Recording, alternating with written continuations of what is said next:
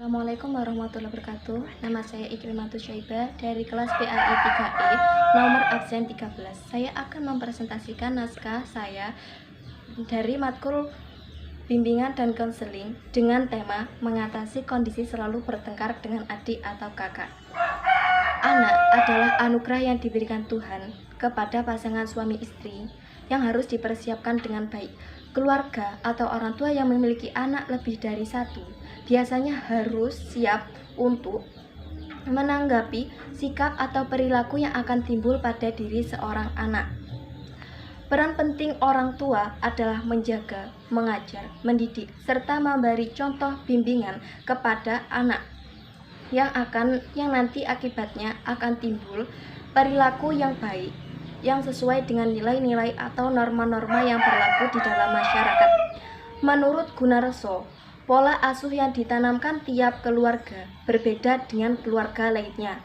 Hal ini tergantung dari pandangan pada diri tiap orang tua. Sikap orang tua terhadap anak dipengaruhi oleh keinginan atau harapan orang tua terhadap anak. Sebagai contoh, bila salah satu anak memenuhi harapan orang tua daripada anak yang lainnya, maka menyebabkan orang tua menjadi lebih sayang terhadap anak tersebut. Hal inilah yang akan menimbulkan sifat kemarahan, kecemburuan, atau persaingan di antara saudara. Sikap demikian akan menumbuhkan dampak yang buruk dalam kehidupan sehari-hari anak tersebut. Hubungan yang buruk tersebut dapat membawa dampak pada kehidupan sehari-hari dalam masyarakat. Hal tersebut disebut sebagai sibling rivalry. Faktor yang menyebabkan sibling rivalry adalah 1. Anak merasa kurang mendapat perhatian dari orang tua. Yang kedua adalah anak-anak merasa hubungan terganggu dikarenakan kehadiran anggota baru atau dalam kurung bayi. Anak tidak tahu cara untuk mendapatkan perhatian atau memulai permainan dengan saudara mereka. Pemikiran orang tua tentang perkelahian antara saudara dianggap sebagai hal yang wajar. Memang apabila pertengkaran tersebut terjadi pada masa kecil dikarenakan perebutan mainan, itu dapat dianggap sebagai hal yang wajar. Namun apabila pertengkaran tersebut sampai kepada masa dewasa atau remaja, itu dapat mempengaruhi pola pikir anak tersebut. Anak akan cenderung berpikir bahwa orang tua mereka lebih memilih saudaranya ketimbang mereka. Orang tua tidak menyayanginya, kurang memperhatikannya. Oleh karena itu, orang tua perlu turun tangan untuk membantu dalam pencarian pemecahan masalah yang akan membantu anak-anak untuk berdamai. Ada beberapa hal yang dapat dilakukan oleh orang tua dalam hal ini. Yang pertama adalah memberikan perlakuan yang sama pada setiap anak. Yang kedua, hindari ada anak kesayangan. Yang ketiga, menunjukkan cara memerangi konflik yang baik. Lalu yang keempat, kenalkan sistem bergantian. Allah Subhanahu wa taala berfirman, "Wa ma ashabakum min musibatin fa bima kasabat aydikum wa yaqfu 'an katsir."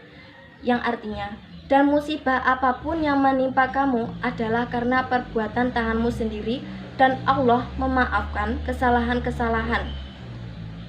Dalam Quran surat Asy-Syura ayat 30, hadis Rasulullah bersabda, "Fattaqullah wa'dilu baina auladikum," yang artinya, bertakwalah pada Allah, bersikap adillah terhadap anak-anakmu. Hadis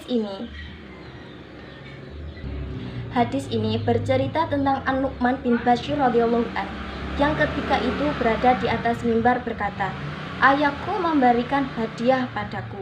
Lantas ibunya Nu'man, Amrah binti Rawahah, berkata, "Aku tidak ridho sampai engkau mempersaksikan hal itu kepada Rasulullah." Lalu Rasulullah datang. Lantas Bashir, ayah Nu'man, berkata, "Aku telah memberikan hadiah pada anak laki-lakiku dari istriku, Amrah bin Rawahah. Lalu istriku memerintahkan padaku untuk mempersaksikan masalah hadiah itu padamu, wahai Rasulullah." Rasulullah pun bertanya pada Bashir, "Apakah engkau memberi anak-anakmu yang lain seperti anakmu itu?" Jawaban Bashir, "Tidak." Maka setelah mendengar hadis dari sabda Rasulullah tersebut, An-Nu'man berkata pada ayahnya, An-Nu'man berkata bahwa ayahnya kembali dan menarik hadiah tersebut. Muttafaqun alaih, hadis riwayat Bukhari nomor 2587 dan Muslim nomor 1623. Sekian dari presentasi naskah saya. Apabila ada salah kata, saya memohon maaf yang sebesar-besarnya. Wassalamualaikum warahmatullahi wabarakatuh.